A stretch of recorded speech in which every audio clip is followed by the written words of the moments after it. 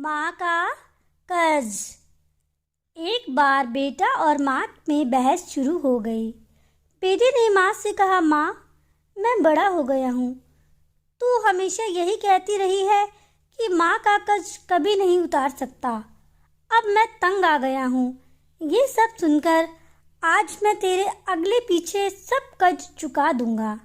बता, कितना कर्ज है तेरा? तुझे क्या चाहिए?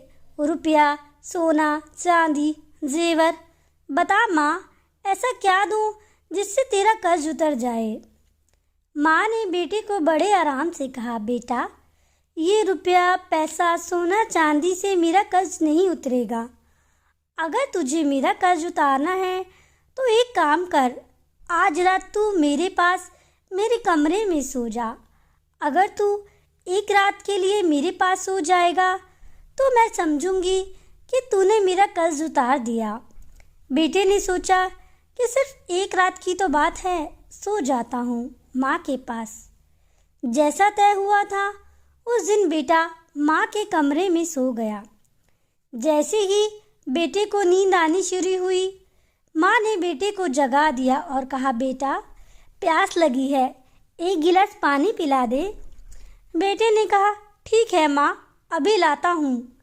माँ ने थोड़ा पानी पिया और बाकी पानी बेड पर फेंक दिया जहाँ बेटा सोया था। बेटे ने कहा, अरे माँ, ये क्या किया? तुम्हारा दिमाग ठिकाने पर है या नहीं? तुमने तो मेरी जगह गीली कर दी। अब मैं कैसे सोऊंगा? माँ ने कहा, बेटा, गलती हो गई, कोई बात नहीं, सो जा, अभी सूख जाएगा। बस एक रात ही तो सोना है तुझे।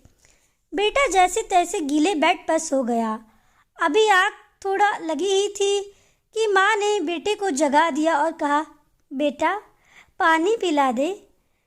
बेटा थोड़े गुस्से में आ गया और उसने माँ से कहा, माँ, अभी तो पानी पिया था, इतनी जल्दी प्यास लग गई।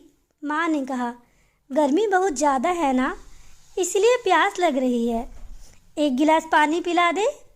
बेटे ने थोड़ा मुंह बनाया और पानी का गिलास लेकर आ गया। माँ ने थोड़ा पानी पिया और बाकी पानी फिर से बेटे की जगह पर गिरा दिया। अब बेटे का गुस्सा आसमान पर पहुंच गया। बेटे ने माँ को बहुत अपशब्द कहे। बेटे ने कहा, माँ, तू पागल हो गई है क्या?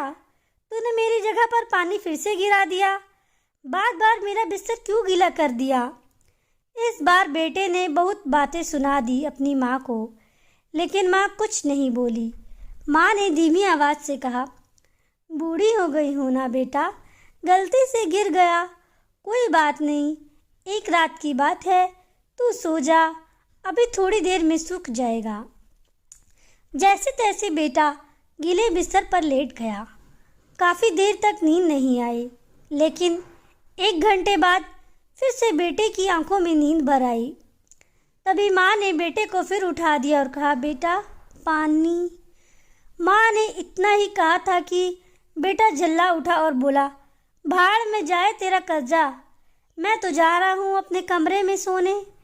इतना सुनते ही माँ ने बेटे के गाल पर जोरदार तमाचा मारा और कहा, तू मेरा कर्ज उतारने चला था, तू एक बार मेरे कमरे में सो गया और मैंने तो सिर्फ तेरा बिस्तर गीला किया है, तो तू भाग रहा है यहाँ से।